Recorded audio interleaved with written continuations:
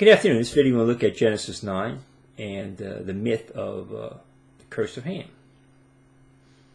And this is constantly perpetuating. If you go to that video that I linked, the breaker goes off on another video, another channel from YouTube, because he wants to talk a discussion about sodomy and avoid the YouTube restrictions. You see him defending this idea that there's some curse on Ham. There's no curse on Ham. There was a curse on Ham. It doesn't say there's a curse on Ham. So what do you have to do? You have to assume things. You read here, verse 21, 9:21. And he drank a little wine, talking about Noah, and was drunken, and he was uncovered within his tent. And Ham, the father of Canaan. Canaan shows up. Who's Canaan? Canaan is the fourth son, the younger son of Ham. He's the one who gets cursed. Saw the nakedness of his father and told his two brethren without. That was the sin of Ham. That's why he didn't get blessed. The other two brethren get blessed. Ham didn't show up in that blessing because he did something wrong. The other two brothers did something right. They went back and they respected the privacy of the father. And Shem and Japheth took a garment, laid it upon both their shoulders, and went backward and covered the nakedness of their father, and their faces were backward, and they saw not their father's nakedness. Okay. 24, here's the verse that people go crazy over. And Noah woke from his wine and knew what his youngest son had done unto him. So, you know what they do? They make Ham the youngest son. Show me anywhere where Ham is called the youngest son. Anywhere he's listed, he's always listed in the middle. You go to chapter 10, right? Next chapter, you see him, Shem, Ham, and Japheth. You go to First Chronicles, it's Shem, Ham, and Japheth. And then in the order of when they start giving the sons and everything, they start with Japheth. So maybe Japheth was the oldest and Shem was the youngest. But Ham's always the middle. Ham's always the middle. He's never called the youngest. Now, son we know can be called is a grandson. Can be called grandson in the Old Testament. And brethren can be considered nephews. So a younger son could have been Cain. Canaan was the youngest son of Ham. And he could have been a servant of the two nephews. That line that was going to come up, from Japheth and Shem. And we see that in Judges. And the line of Canaan was wiped out for idolatry. Eventually gets wiped out following idolatry. But there's no sodomy involved there that we know of. There's nothing there. And they make a whole doctrine about this, and deal with interracial issues, and Breaker says, well, yeah, there's a curse of Ham, but I believe it's removed by the blood of Christ. And so, well, that means unsaved blacks are still under the curse. And there's no races anyway left. They call races. Everybody's mixed anyway. So verse 25, and he said, cursed be Canaan, not Ham. A servant shall be unto his brethren. And then he blesses the other two brothers. But the fact of the matter is, nothing is said about what happened.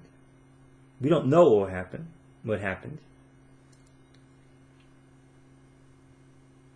And then you have a breaker in that video talking about, well, Uncovered might have been dealing with his wife, and there's a thing where, their mother. He goes into that bizarre thing. And he says that this is why that word is associated with the blacks. He says, oh yeah, 1 Corinthians 5 with the guy was messing with his own stepmother. So they tell me it's always associated with the blacks. But that's what you get. You get this shallow pseudo teaching. Because these guys come out, they're not able to think correctly. These are supposed to be the real Bible believers who read what it says there. They're not reading what it says there. They're reading something into something, what they want to be there. They have no proof Ham was the youngest son. Now, if you can find somebody can find that, sure, please. I haven't found it anywhere. Every time I see Ham listed, he's in the middle.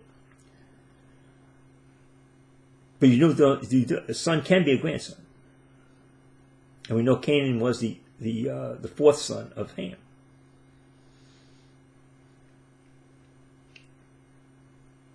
And brothers can also, brethren can be considered nephews.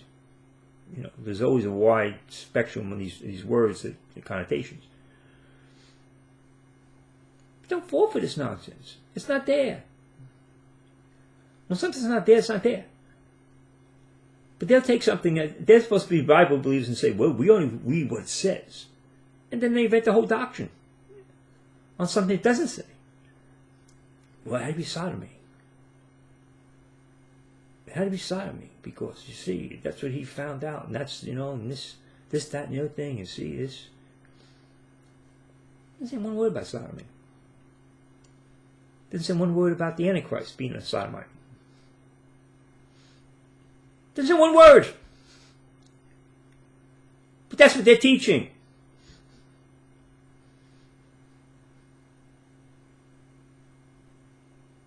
And they're saying the Bible teaches that. It doesn't teach us one word about it. So I just say, look, you're supposed to have a King James Bible, and the guy wants the Hebrew on you like Robert Breaker did. He's not a Bible believer. I don't care what you talk about. I went to the Hebrew because he can't deal with the word, desire of women versus desire for women. The Antichrist is power mad. He can care less about women.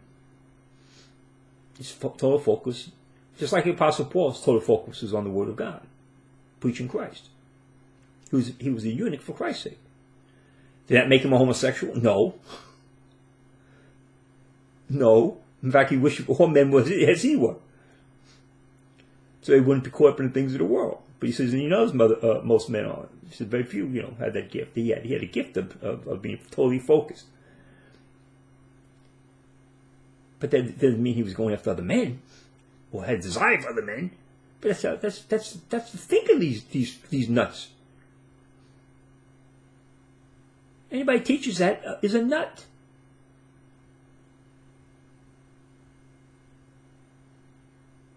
Yeah, I asked him, I might think, I grew up Quaker, desire for women. Even if it was desire for women, how would that make him a homosexual? It doesn't say because he doesn't have a desire for women, doesn't mean he has a desire for men. He has a desire for power. He's not concerned. He's not concerned about those things. A lot of men are like that. They're very focused on what they want to do. They're not concerned about all these other things. Doesn't mean they're concerned the opposite. Doesn't mean they're homosexuals because they have no desire of getting involved with women. But that's the weird logic you get in with these guys, because they want to read what's in there, but they want to tell you they're the real Bible believers.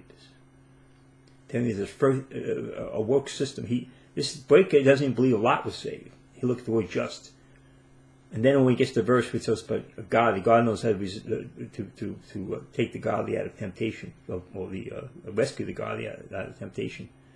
In 2 Peter, he doesn't mention, well, I meant that Lot was godly. Same guy who commits incest with his two daughters later on. Even Peter Ruckman thought that Lot was a saved man. Not Breaker. You're following a guy. You Breaker people, you're following a guy who doesn't think anybody in the Old Testament was saved until Christ was crucified. As if God can't save people based on what he knows is going to happen. Apply the blood that was going to be shed to them. But that's why they went to Abraham's bosom. They couldn't go to heaven yet because the blood hadn't been shed yet. But they were saved. That's why they were in Abraham's bosom and not in torments. So I'm going to stop and put this up. Any questions, comments? What's the purpose? Read what you're supposed to read, people. Don't be deceived. Don't be deceived. It isn't saying what you're supposed to have a King James. You have a King James Bible in front of you, and you had the ability to read.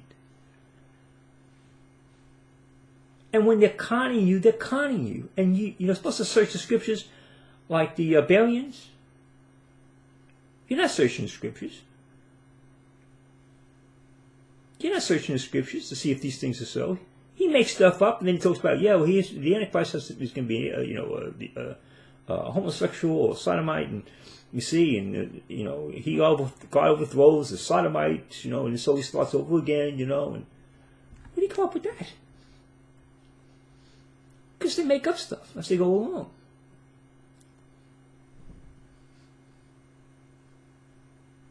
You're supposed to be able to read, and because he appeals to the Hebrew. He makes an appeal to the Hebrew on that. The issue of the Antichrist. I went to the Hebrew. Whoa, you did, huh?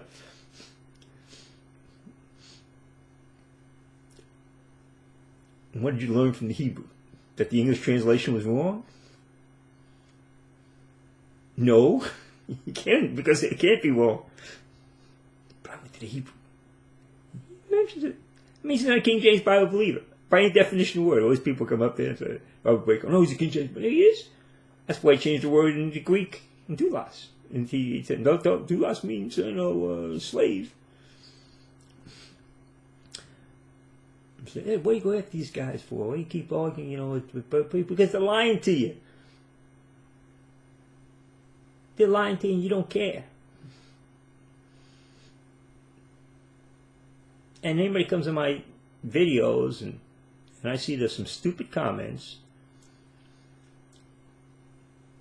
I just delete them now. So don't bother. I go to the channel, block them, and delete them because his followers are idiots. They just brain dead, which shows the quality of his teaching. If he had any good teaching, he had to be able to defend this. Now he can't defend it. Or they come up there and they hear this super. Well, he's teaching the gospel. It's a King James Bible. What are you bothering with him? Because he's teaching lies. He's teaching lies, just like the rest of these guys are, who no one rebuke or reproach. Just let him continue on. Stauffer pointed out the reason he got out of that system of faith works is so someone came up to him and rebuked him on it about the faith works in the Old Testament, and Stauffer, in humility, recognized he couldn't defend it. But these guys will double down, like any heretic will. They'll double down, triple down. But your responsibility, if your followers, these guys, I don't tell you not to follow. I don't tell you to follow me. I don't care if you follow you. But all these guys think that they think, oh, you're doing this because you want to grow your video ministry. You're trying to get on their back, and book. I don't care if people follow me or not. It's the arrogance of the ego of these guys. You people who follow our breaker should be rebuking him on this, if you had any integrity. You people who follow Kim should be rebuking him on this. People who follow Davis should rebuke him on this. For his faith works systems, faith works belief.